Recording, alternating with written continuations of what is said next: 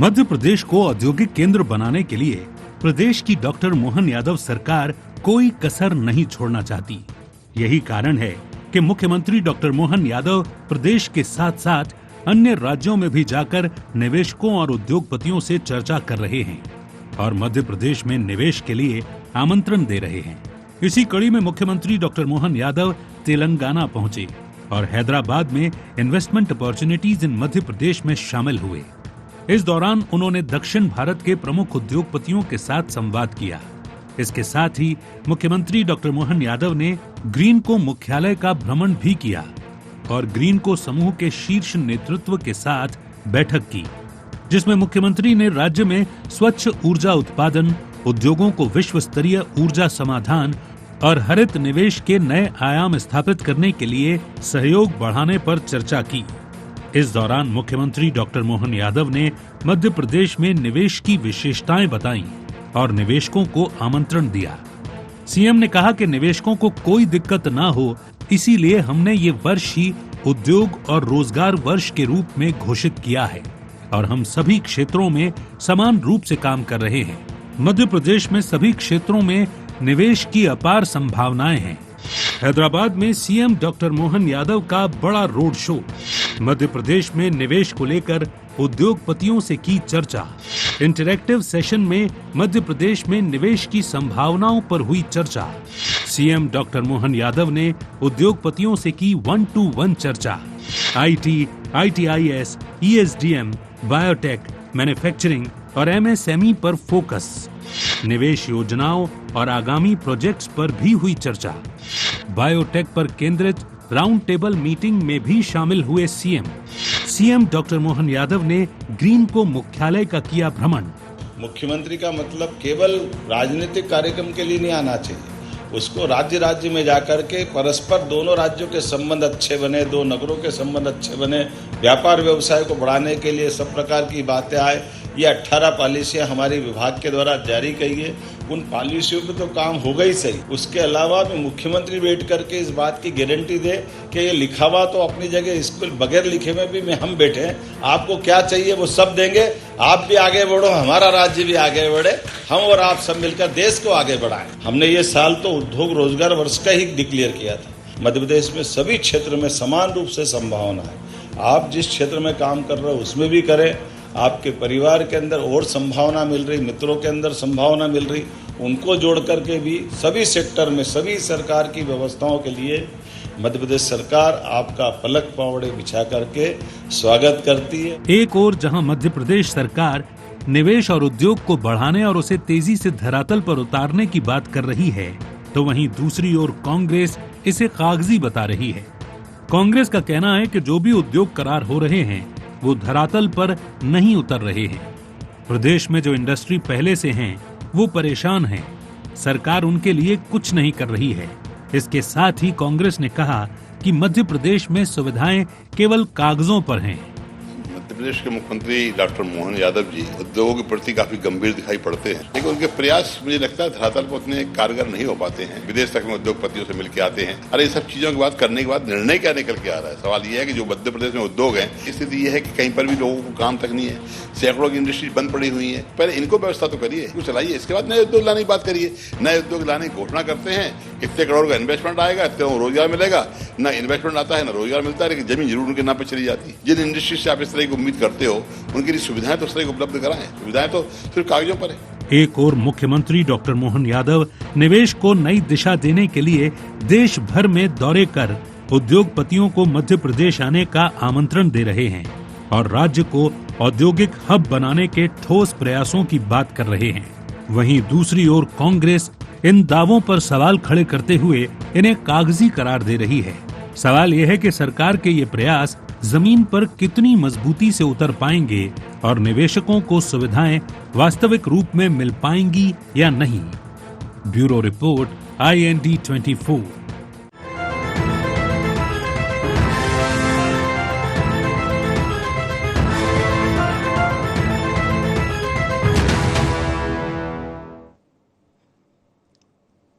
नमस्कार, IND एजेंडे में आपका बहुत बहुत स्वागत है। मैं हूं योगी राज योगेश।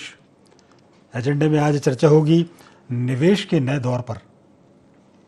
असल में मध्य प्रदेश में निवेश का एक अनुकूल माहौल बना है और मध्य प्रदेश की सरकार, मुख्यमंत्री डॉक्टर मोहन यादव मध्य प्रदेश में निवेश लाने के लिए भरसक प्रयास कर रहे हैं। इसके लिए उन्होंने देश, प्रदेश और विदेश तक नाप दिया। निवेशकों से 1 to 1 करने के लिए आज वो हैदराबाद पहुंचे और वहां उन्होंने कई बड़े उद्योगपतियों, निवेशकों से चर्चा की। एक इंटरैक्टिव सेशन में उन्होंने भाग लिया। उन्होंने मध्य प्रदेश में चल रहे निवेश महायज्ञ के बारे में इन उद्योगपतियों से बातचीत की, मध्य प्रदेश की परिस्थितियों के बारे में उद्योगपतियों को बताया। मुख्यमंत्री ने कहा कि मध्य प्रदेश में हम सारी सुविधाएं उद्योगपतियों को, निवेशकों को दे रहे हैं। हमारे यहाँ सिंगल विंडो सिस्टम लागू कर दिया, ये भी मुख्यमंत्री जी ने उनसे कहा। इसके अलावा मध्य प्रदेश में एक बड़ा लैंड बैंक है, उसको लेकर भी बातचीत की। सिंगल विंडो सिस्टम उन्होंने बताया। बहुत सारी जो दुविधाएं जो पहले हुआ करती थी, जो निवेशकों को इन्वेस्ट करने के लिए जो दिक्कतों का सामना करना पड़ता था, उन सारी बाधाओं को हमने हटा दिया, ऐसा मुख्यमंत्री जी ने वहाँ कहा। और इसके अलावा उन्होंने ये भी कहा कि एक मुख्यमंत्री को केवल राजनीतिक एजेंडे के तहत ही एक दूसरे राज्य में नहीं जाना चाहिए, कभी कभी बिना एजेंडे के भी इधर उधर आना जाना चाहिए। इस प्रकार उन्होंने एक पारिवारिक माहौल बनाने की कोशिश की और उनकी बातों से निवेशक जो है वो मुत्तसिर भी नज़र आए। निवेशकों ने यहाँ निवेश की भरपूर संभावनाओं पर निवेश करने की वादा भी किया। कहने का अर्थ है कि मुख्यमंत्री के प्रयास रंग ला रहे हैं। मध्य प्रदेश में इस समय 30 लाख करोड़ के आसपास के निवेश प्रस्ताव मध्य प्रदेश के पास हैं और उनमें से सरकार का दावा है कि 8 से 10 लाख करोड़ के जो निवेश प्रस्ताव है उन पर काम शुरू हो चुका है। और चूंकि उन्होंने इस बार तो 2025 को उन्होंने उद्योग वर्ष ही घोषित किया है, सरकार की ये भी मंशा है कि इस महीने के अंत तक 2-2.5 लाख करोड़ के आसपास के कुछ इकाइयों के भूमि पूजन हो जाएं, शुरू हो जाएं। तो एक कहने का मतलब सिर्फ ये है कि मध्य प्रदेश में एक अच्छा अनुकूल वातावरण बना है निवेशकों को लेकर और निवेशक भी खूब दिलचस्पी मध्य प्रदेश को दिखा रहे हैं। तो आज चर्चा इसी पे करेंगे, लेकिन चर्चा शुरू करने से पहले आइए डाल लेते हैं आज के एजेंडा पॉइंट्स पर एक नजर। दक्षिण भारत के निवेशकों के आने से कितना बदलेगा प्रदेश? रोड शो और निवेशकों से चर्चा का कितना होगा असर? क्या वाकई औद्योगिक हब बनने की राह पर है मध्य प्रदेश? सरकार के प्रयासों को कांग्रेस क्यों बता रही कागजी? तो ये थे एजेंडा पॉइंट्स और डिबेट ओपन करूं उसके पहले सभी मेहमानों से आपका तारुफ करा दूं। मेरे साथ बीजेपी की मीडिया पैनलिस्ट गुंजन चौकसे जी जुड़ी हैं। गुंजन जी, प्रोग्राम में आपका बहुत बहुत स्वागत है। कांग्रेस के प्रवक्ता अमित तावरे जी हमारे साथ फोन लाइन पर हैं। अमित जी, प्रोग्राम में आपका भी बहुत बहुत स्वागत है। और वरिष्ठ पत्रकार कन्हैया लोधी जी हमारे साथ स्टूडियो में। कन्हैया जी, प्रोग्राम में आपका भी बहुत बहुत स्वागत। शुरुआत गुंजन जी आपसे। मुख्यमंत्री जी निवेश को लेकर बड़ी प्रयासरत हैं, बड़ी मेहनत कर रहे हैं और उन्होंने पूरे देश, प्रदेश, विदेश के दौरे किए और मध्य प्रदेश में भी वो ज़िले लेवल तक गए, बल्कि कई बार तो वो वहाँ पे भी छोटे शहरों में जाकर भी उन्होंने 1 to 1 किया, उद्योग की संभावनाएं तलाशी, जैसी जिसकी पृष्ठभूमि है उसके मुताबिक छोटी छोटी इकाइयाँ लगाने पर भी उन्होंने बल दिया। आज वो हैदराबाद में थे। मैं आपसे जानना चाह रहा हूँ कि ये जो हैदराबाद का उनका इंटरेक्टिव जो सेशन था निवेशकों के साथ, वो कैसा रहा? क्या वहाँ संभावनाएं मुख्यमंत्री जी ने बताई और मध्य प्रदेश को लेकर अभी आपकी और क्या योजनाएं हैं? कुछ नए प्रपोजल्स हों उनके बारे में भी आप अपनी बात रखिए। सर्वप्रथम आप सभी को मेरा बहुत बहुत प्रणाम। प्रणाम। योगीराज जी, देखिए, भारतीय जनता पार्टी की जो सरकार है ये एक विचारधारा है और इस विचारधारा का एक ही मिशन है और एक ही विजन है, वो है विकास। जनता जनार्दन का विकास होना चाहिए। डॉक्टर मोहन यादव जी ने जब मुख्यमंत्री की शपथ ली तो उन्होंने कई प्रकार के नवाचार लेकर आए मध्य प्रदेश में। जैसे एक पहला नवाचार मैं आज जिक्र करूंगी, क्योंकि आज हम बात विकास की कर रहे हैं, एम्प्लॉयमेंट की कर रहे हैं, उद्योग की कर रहे हैं। इंडस्ट्रियल रीजनल कॉन्क्लेव जो वो लेकर आए, तो उन्होंने इसका पूरा कॉन्सेप्ट नया लेके आए। अब वो हर एक क्षेत्र में वहां उद्योग को ले जाने की उन्होंने बात की, हर एक क्षेत्र हर एक वर्ग के बीच ले जाने की बात हुई। उसकी शुरुआत उन्होंने उज्जैन शहर से की थी, जहां हमने देखा था जो पहला रीजनल इंडस्ट्री कॉन्क्लेव आयोजित हुआ था, उस पहले ही रीजनल इंडस्ट्री कॉन्क्लेव में 1 लाख करोड़ का निवेश हमें मिला था। और कितना एम्प्लॉयमेंट जनरेशन इससे हुआ, इसको उन्होंने धीरे धीरे हर शहरों तक लेके गए। जबलपुर हुआ, नर्मदापुरम हुआ, बड़ा शहर हो चाहे छोटा शहर, हर क्षेत्र में उन्होंने इंडस्ट्रियल कॉन्क्लेव किया। और जो ग्लोबल इन्वेस्टर समिट उन्होंने किया वो भोपाल शहर में किया, और उसके भी नतीजे आपके और हम सबके समक्ष हैं। 2025 को उन्होंने औद्योगिक वर्ष के रूप में उसकी घोषणा की। तो यही दिखा रहा है एक मुख्यमंत्री का विजन, उस प्रदेश के लिए विजन कि किस तरह वो जनता के बीच डेवलपमेंट करना चाहते हैं। और हर प्रकार का डेवलपमेंट उन्होंने मध्य प्रदेश को एक रिलीजियस टूरिज्म के रूप में भी डेवलप करने के लिए बातें की। उन्होंने मध्य प्रदेश के एनवायरमेंट के लिए कई अहम मुद्दों पर बात की, और उन्होंने कई ऐसी योजनाएं लेकर आए।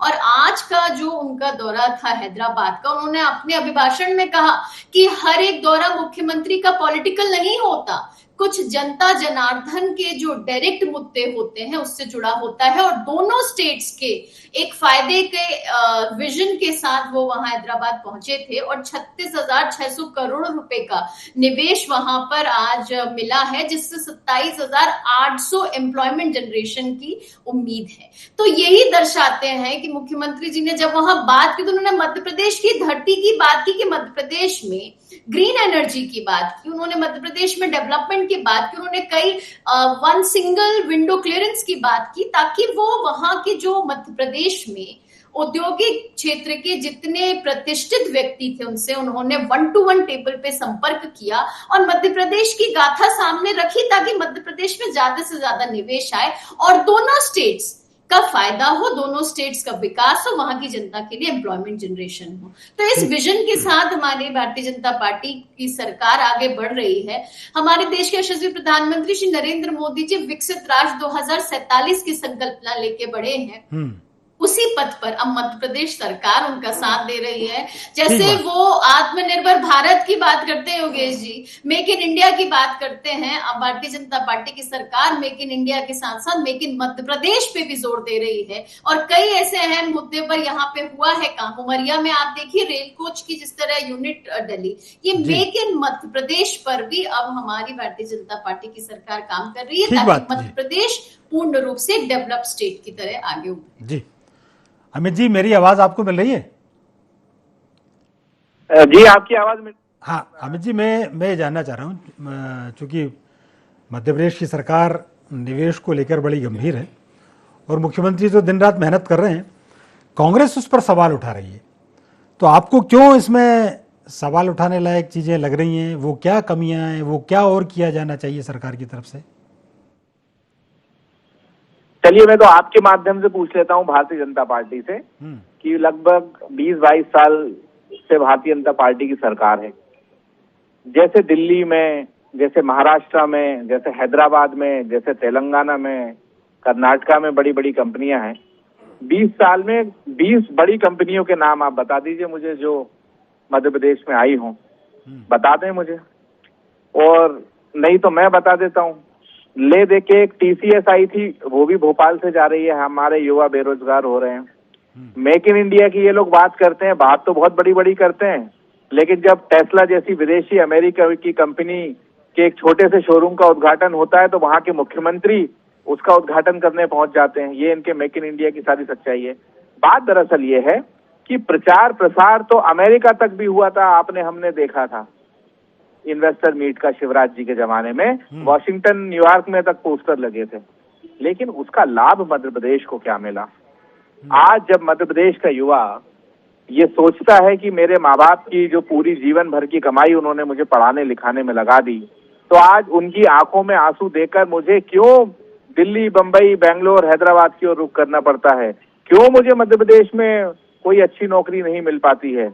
और जो बच्चा 2003 में जब भारतीय जनता पार्टी की सरकार बनी, तो वो आज बच्चा इनके भाषण नहीं मांगता, इनका प्रचार प्रसार नहीं मांगता, वो मांगता है कि मोहन जी हमको नौकरी कब मिलेगी, कहाँ मिलेगी, ये बताइए।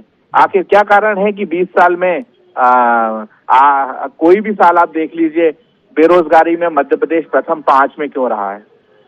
आज भी क्यों ये परिस्थितियां हैं कि मध्य प्रदेश के बाहर नौकरी करने जाना पड़ता है हमारे युवाओं को? तो ये मूलभूत जो बातें हैं, मुझे लगता है कि कांग्रेस के साथ साथ आप लोग भी लोकतंत्र के चौथे स्तंभ हैं, आप हमसे ज्यादा निगाहें रखते हैं सारी चीजों पर, तो ये सवाल तो सबको उठाना चाहिए। ठीक बात। जरा कन्हैया जी को इन करते हैं, फिर अच्छा गुंजन जी फिंगर रेस करें। जी गुंजन जी बोलिए। योगीराज जी, इन्होंने जो सवाल किए तो मैं उसका डेटा रखना चाह रही थी। अगर ये 20 वर्षों की बात कर रहे हैं तो मैं 20 वर्षों का डेटा रखती हूँ। मैं पुराने 50 वर्ष की बात नहीं करूंगी जब कांग्रेस का शासन था कि कांग्रेस ने क्या किया और क्या नहीं। पर कैपिटा इनकम क्या था अमित जी, आपको बता दूं 2002 और 2003 का, अगर मैं सिर्फ 20 वर्षों का आकलन कर रही हूँ, 25 तक तो जा भी नहीं रही, 12,000 था। आज पर कैपिटा इनकम 1,40,000 है। जीडीपी में ग्रोथ कितनी थी अमित जी? 16% की ग्रोथ है। आज विकास दर मध्य प्रदेश में कितना है अमित जी? 19% का है, और ये पूरे देश में सर्वाधिक विकास दर है। तो अगर आप पहले एनालिसिस करेंगे ना, तो 20 वर्षों में ऐसे कई अनगिनत उदाहरण मैं आपको बता सकती हूँ। पर अभी कन्हैया लाल जी वरिष्ठ पत्रकार हैं, मैं उनको भी पहले सुनना चाह रहे थे हम लोग, लेकिन आपने जो निराधार बात रखी इसलिए मैं बीच में हस्तक्षेप करके मुझे बोलना पड़ा। नहीं ठीक है, वो आपका एक हक भी था, आपका अधिकार भी था, वो जवाब उनको मिलना चाहिए था। खैर एक बार कन्हैया जी को मैं इन करता हूँ, फिर जरा अमित जी के पास भी जाएंगे। कन्हैया जी, ये जो सरकार के जो प्रयास हैं, मुख्यमंत्री जी जो पूरा देश विदेश नाप दिया, उन्होंने जी तोड़ मेहनत कर रहे हैं, और सरकार का ये दावा है कि जैसे मैंने पहले भी जिक्र किया था, 30 लाख करोड़ के आसपास के अभी निवेश के प्रपोजल सरकार की जेब में है, और 8 से 10 लाख करोड़ के आसपास के काम शुरू हो गए, शुरू होने वाले हैं, ये सरकार का दावा है। वैसे ये माना जाता है कि 10% के आसपास भी ये जो आपके जो MOU हुए, यदि वो 10% भी फलीभूत हो जाएं तो वो सक्सेस माने जाते हैं। सरकार तो दावा कर रही है 20% की ओर जा रहा है, आपका क्या कहना है? मैं वही बात, मेरे जब आप चर्चा चल रही थी तो यही बातें मेरे मन में चल रहा था। जो मेरे मन की बात है, जो मैं बोलना चाह रहा था, वही बात आपने बोल दिया। अरे आप उसमें इजाफा कर दीजिए। एक्चुअल में ये मेरी ओर से नहीं है और न तो आपकी ओर से, बेसिकली ये स्टडी है जी। और स्टडी का ये निष्कर्ष ये है कि यदि किसी प्रदेश में यदि कोई इन्वेस्टमेंट के लिए कोई MOUs वगैरह होते हैं, एग्रीमेंट वगैरह होता है, तो उसका यदि 10% भी यदि इम्प्लीमेंट हो जाए एक्चुअल में ग्राउंड में, तो उसको बहुत हेल्दी माना जाता है। 10 से 12% को 15% हो जाए तो बहुत ही बढ़िया, मतलब, और यदि 20% हो जाए तो मतलब ये मान के चलो कि मतलब वो एक्सीलेंट जैसा मामला होगा। बिल्कुल बिल्कुल। जो शायद किसी राज्यों में इस स्तर पे, इतने लेवल पे जो है इन्वेस्टमेंट आता नहीं, क्योंकि हमने देखा है कि चाहे वो गुजरात हो, चाहे महाराष्ट्र हो, चाहे तमिलनाडु, जो बड़े बड़े स्टेट है, इवन एक पश्चिम बंगाल भी जो है इस तरह के मतलब जो है वो कार्यक्रम करते रहते हैं, ग्लोबल इन्वेस्टर समिट जैसे कार्यक्रम करते रहते हैं। उसमें भी वो लोग ये दावा करते हैं कि हमारे यहाँ पे 10 लाख करोड़ का आएगा, 20 लाख करोड़ का आएगा, 30 लाख करोड़ का आएगा, 40 लाख करोड़ का आएगा। हम देखते हैं कि कई बार गुजरात में भी जो है बड़े बड़े MOUs होते हैं जिसमें 40 लाख और 50 लाख करोड़ तक की बातें की जाती है। लेकिन व्यवहारिक रूप से ऐसा जो है वो ऐसा नहीं होता कि जो वहां पर आते हैं और एग्रीमेंट करते हैं और वो ग्राउंड में जो है उसको इम्प्लीमेंट कर लेते हैं। उसका एक डेटा मतलब उसका बना हुआ है, और उसी के तहत जो है वो 12%, 15% मैक्सिमम, यदि बहुत ही हाईएस्ट, आमतौर पे अभी तक तो ऐसा हुआ नहीं है। हम एक कामना करते हैं कि मध्य प्रदेश इस लेवल तक भी पहुंचे। यदि 25% भी यदि वो टोटल MOUs जो हुए हैं और जो कमिटमेंट है उसका 20% भी यदि मध्य प्रदेश में यदि इम्प्लीमेंट हो गया, तो मध्य प्रदेश जो हम लोग 2047 का जो हम लोग विजन रखते हैं, 250 लाख करोड़ की हम लोग अपनी अर्थव्यवस्था को बना देने का हम लोग जो कमिटमेंट है हमारा मध्य प्रदेश सरकार का, उसमें ये यदि इन्वेस्टमेंट यदि धरातल पे यदि उतर गया ना योगीराज जी, तो हमको काफ़ी मदद मिलेगी मध्य प्रदेश में अपने आप को प्रोग्रेसिव से डेवलप्ड एक स्टेट के रूप में अपने आप को इस्टेब्लिश करने में, ये मान के चलिए। और मुझे लगता है कि इस दिशा में मध्य प्रदेश सरकार या CM जो है अपने स्तर पे जो एफर्ट लगा सकते हैं वो लगाने की कोशिश करते हैं। और ये ब्यूरोक्रेसी का भी अपना कुछ होता है, कोई स्टेट से जब यहाँ पे आते, चूंकि हमारे साथ में कुछ बहुत अच्छी बातें हैं तो कुछ नकारात्मक बातें भी मध्य प्रदेश, क्योंकि मध्य प्रदेश जो है कोस्टल एरिया नहीं है, लेकिन हमारे साथ में एडवांटेज ये है कि हम पूरे देश भर के केंद्र में हैं। तो हमारे यहाँ से यदि पूरे देश भर में यदि कहीं मतलब यदि गुड्स यदि हम सप्लाई करना चाहते हैं तो ये उसका एडवांटेज पूरे स्टेट को मिल सकता है, लेकिन हमारे लिए कोस्टल बहुत दूर पड़ता है। तो उसके चक्कर में भी कई बार जो बहुत ही जो बड़े जो इन्वेस्टमेंट, जैसे हम लोग कई बार इस बात को लेकर के क्रिटिसाइज भी करते हैं कि भाई मध्य प्रदेश में कोई बहुत बहुत बड़ा इन्वेस्टमेंट, मतलब बहुत बड़ी बड़ी कंपनियां नहीं आती, तो वो कुछ बहुत सारे सेक्टर नहीं, लेकिन होते हैं। नहीं आती, ये एक अलग बात है, लेकिन नहीं आएंगी ऐसा भी नहीं, ऐसा भी नहीं है। अब आप ये देखिए मध्य प्रदेश में, मैं आपको बताऊं, जैसे अपने आईटी के हब है, साउथ में आप चले जाए, बड़े कहा जाता है कि सब सारी जो आईटी की इंडस्ट्रियां वही हैं, चाहे बेंगलुरु चले जाए, हैदराबाद चले जाए, लेकिन साउथ में अब सैचुरेशन की स्थिति है, और इसलिए आप ये देखिए कि पूरे दुनिया भर के निवेशक मध्य प्रदेश की तरफ देख रहे हैं। और अभी दो, उसका जिक्र मैं ही कर दूं, उमरिया की जैसे रेल कोच फैक्ट्री की बड़ा इन्वेस्टमेंट, बड़ी फैक्ट्री, अभी टेक्सटाइल पार्क धार में बना, एक बड़ा इन्वेस्टमेंट, बड़ी पार्क जो बनने जा रहा है, कम से कम 25-30 हज़ार लोगों को रोजगार है। अमित जी को पता नहीं ये नजर आया कि नहीं आया, बहरहाल चूंकि वो विपक्ष में, विपक्ष अपना धर्म निभा रहा है। मैं तो ये कह रहा हूं अमित जी, थोड़ा सा ये जो महायज्ञ चल रहा है, एक आध आहुति आप भी डाल दें इसमें।